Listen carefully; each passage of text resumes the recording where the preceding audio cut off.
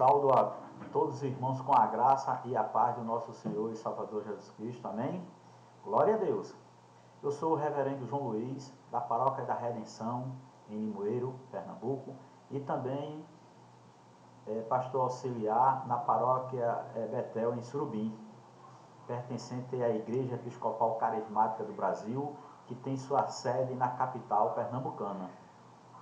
Amados, eu faço o curso Ministério Pastoral do Seminário Bíblico do Nordeste, Ministério Alcance Brasil, na cidade do Carpina.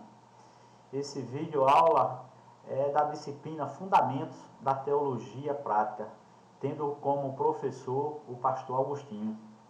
Teremos como objetivo básico nessa videoaula levar o conhecimento de uma forma panorâmica, mas bem objetiva, a todos sobre o Pacto de Lausanne. Ou seja, numa breve reflexão, tentarei mostrar como a Igreja, em diferentes dimensões de sua ação, pode cumprir com seu chamado missiológico no reino de Deus. Teremos como conteúdo dessa aula a história do movimento, seus principais líderes, proposições do Pacto de Lausanne e contribuições para a Igreja e a sua importância. Iniciando a aula, o Pacto de Lausanne é um movimento evangélico global que tem como a finalidade a evangelização de todo o mundo, estabelecendo alguns pontos fundamentais ou parâmetros, para a execução do acordo firmado no Congresso Internacional, que aconteceu em 1974 na Suíça, chamado de Congresso Internacional sobre a Evangelização Mundial, ou simplesmente Pacto de Lausanne. Esses irmãos se reuniram para estudar a teologia, procurando o melhor preparo para o trabalho missionário a ser realizado em contextos variados. Assim, nós também estamos buscando a capacitação e preparo nas nossas aulas, para darmos o melhor de nós para a obra e missão do Senhor. Esse movimento contou com a participação de graduados das mais diversas áreas, num total de 2.700 participantes, de mais de 150 países. Esse encontro foi organizado por Billy Graham e John Stott. E quais as proposições desse pacto? Nesse encontro, 2 palestras foram proferidas. A primeira foi a Evangelização e o Mundo, com René Padilha. E a segunda palestra foi proferida por Samuel Escobar e tinha como tema a evangelização e a busca humana da liberdade, justiça e realização pessoal.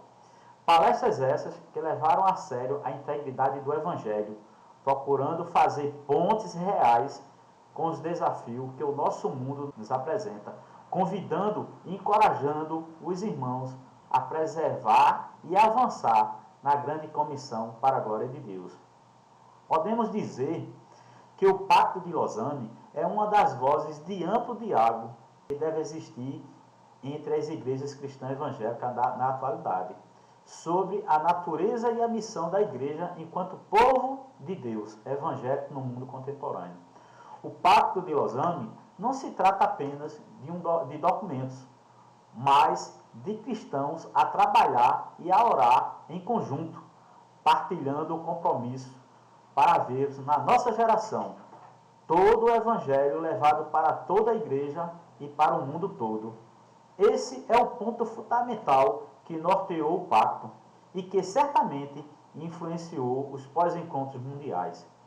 Esse pacto é composto por 15 artigos que definem os distintivos teológicos fundamentais, que são, primeiro, o propósito de Deus; segundo, a autoridade e o poder da Bíblia; terceiro, a unicidade e a universidade de Cristo; quarto, a natureza da evangelização; quinto, a responsabilidade social cristã; sexto, a igreja e a evangelização; a sétima, cooperação na evangelização; a oitava, esforço conjugado de igrejas; a nona, urgência da tarefa evangelística; a 10ª, evangelização e cultura; a 11ª, educação e liderança; a 12ª, conflito espiritual; a 13ª, liberdade e perseguição; A 14ª, o poder do Espírito Santo.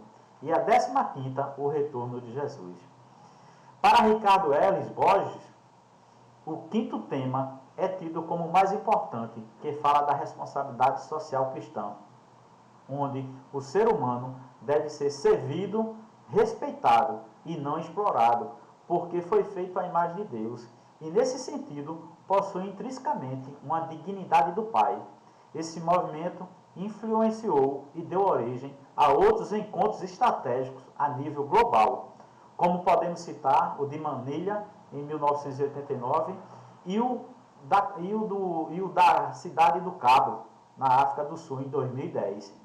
E qual a importância desse pacto para a Igreja? O Pacto de Lausanne é considerado relevante instrumento para a definição permanente da identidade evangélica em um período de intensa relativização e de fluidificação das identidades institucionais e pessoais.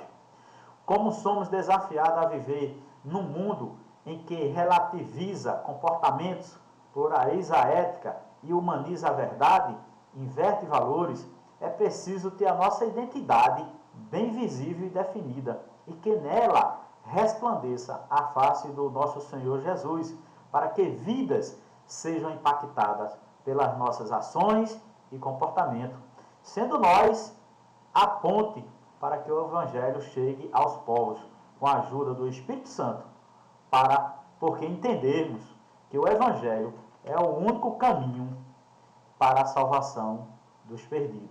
Quem são os seus principais líderes? Esses são os principais líderes que encabeçaram o movimento. Teólogos e missiólogos do século XX. Nós temos Billy Graham e John Stott, que foram os que organizaram esse congresso internacional, conhecido como Pacto de Lausanne. Mas temos também René Padilha, Samuel Escobar. Esses dois foram encarregados das palestras proferidas nesse encontro. E outros como Ralph Winter, Ricardo Wesley e tantos outros. Todos compartilharam a mesma cosmovisão a que o Pacto de Lausanne se propõe. Que contribuições o Pacto de Lausanne trouxe para a Igreja?